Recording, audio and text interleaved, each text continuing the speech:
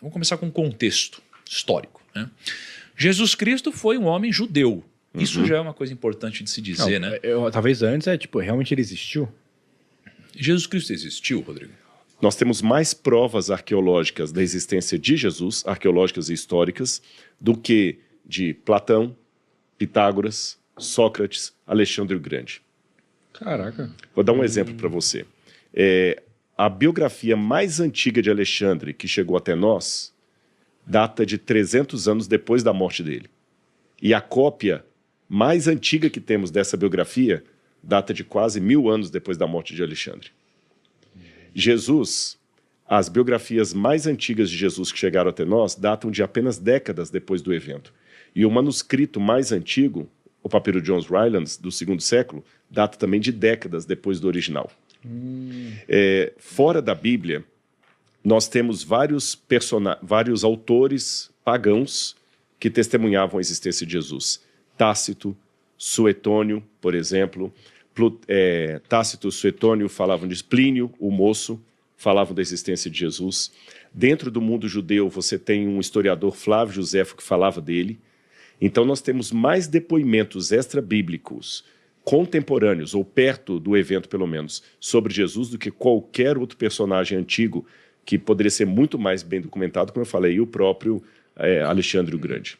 Então, a evidência, nesse caso, seria pessoas que viveram na mesma época de Jesus e que não acreditavam que não faziam nem Jesus parte do ciclo. E nem faziam parte do ciclo, não eram nem judeus. O único judeu aqui foi Flávio Joséfo. Tem até... E registraram isso. E registraram, ele existiu e tudo. Não somente isso. Se eu sair desses personagens extra-bíblicos, ou melhor, desses autores extra-bíblicos, a própria forma como a Bíblia foi escrita também aponta para uma historicidade. Vou dar 2 exemplos rápidos para não cansar muito vocês. O primeiro deles, o Evangelho de Lucas. Meu primeiro doutorado foi sobre o Evangelho de Lucas. O Evangelho de Lucas e o livro de Atos dos Apóstolos são ambos escritos pelo mesmo autor, Lucas, e são escritos em toda a formatação de uma tese jurídica, de uma peça judicial. Alguns até acreditam que foram escritos para a defesa do apóstolo Paulo em Roma. E como é que muitos advogados na época romana defendiam seus clientes? Eles faziam o seguinte: primeiro eles pegavam uma história real de alguém que existiu e foi injustiçado e cuja história inspirava o seu cliente. Então, Tiago falou, por exemplo, fui injustiçado. Se nós estivéssemos há 2000 anos atrás e eu fosse o advogado de defesa do Tiago, eu primeiro começaria contando a história Rockefeller. Olha como Rockefeller foi, olha o que ele fez, olha como ele foi injustiçado, olha como Rockefeller não foi compreendido, etc, etc. Olha como aquelas pessoas foram tolas de não perceber a genialidade de Rockefeller. Agora eu vou contar a história do Tiago Negro. Olha como é que ele imita o Rockefeller, olha como é que ele segue os ensinos de Rockefeller, olha como é que ele lida com conceitos como Rockefeller faria. Se vocês condenarem o Tiago, vocês estarão cometendo novamente o erro que cometeram com Rockefeller. Então, Cícero defendia os clientes assim, Plutarco escreveu Vidas Paralelas, por exemplo, que ele comparava Júlio César com Alexandre e assim por diante. Então, Lucas faz a mesma coisa. Ele escreve primeiro o Evangelho, mostrando Jesus, mostrando judicialmente como foi um erro o julgamento de Jesus, como foi injusto. Depois escreve o livro de Atos dos Apóstolos, que é um nome errado, porque é mais Atos de Paulo. Não fala dos 12 praticamente, é Paulo e um pouquinho de Pedro. E termina sem uma conclusão, porque termina ele entregando o dossiê em Roma e com essa questão, né? Se vocês condenarem Paulo, estão de novo condenando Jesus. Aí, por que eu dei essa digressão? Para ser uma peça jurídica, Lucas não podia chegar em Roma, perante o tribunal de Nero, inventando uma historinha de um cara que nem existiu ou que não foi daquele jeito. E ele fala: depois de ouvir a acurada investigação de tudo, ouvindo testemunhas, eu dei por escrito a você, ó excelentíssimo Teófilo. Esse é um título de magistrado jurídico. Então esse é um exemplo. Não tem características nos evangelhos de ficção. Segundo, os 4 evangelhos contêm contradições periféricas e harmonização na centralidade. Por exemplo, um evangelho fala que Jesus estava entrando em Jericó quando ele curou o cego.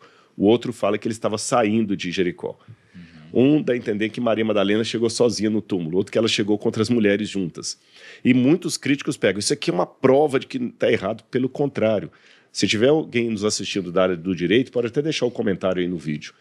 Quando um promotor é experiente, ele sabe que se 2 ou 3 ou 4 testemunhas forem dar um depoimento, é imprescindível que elas se contradigam em detalhes periféricos. Porque se as testemunhas falarem a mesma coisa de A a Z, elas foram orientadas, elas não estão sendo naturais. Elas foram orientadas, porque é normal do ser humano cometer lapsos de memória, uma memória fixa numa coisa e fixa em outra. A gente encontrou em Israel, a primeira vez que eu encontrei com o Tiago foi em Israel. De repente eu posso falar assim, pois é, quando eu encontrei com o Tiago, a gente fez um podcast lá, na parte da manhã, e o Tiago fala assim, quando eu encontrei com o Rodrigo lá, a gente gravou um podcast no pôr do sol. Esse tipo de errinho periférico é normal acontecer. Entendeu? Tinha muita sirene de ambulância no dia lá, e ele pode falar que era sirene da polícia. Agora, no essencial, a gente não pode contradizer. Teve um encontro nosso em Jerusalém. Sim.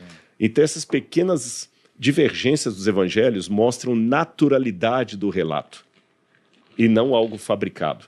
Então, nós temos muitas evidências. Eu só soltei algumas aqui para dizer de maneira clara, Jesus existiu.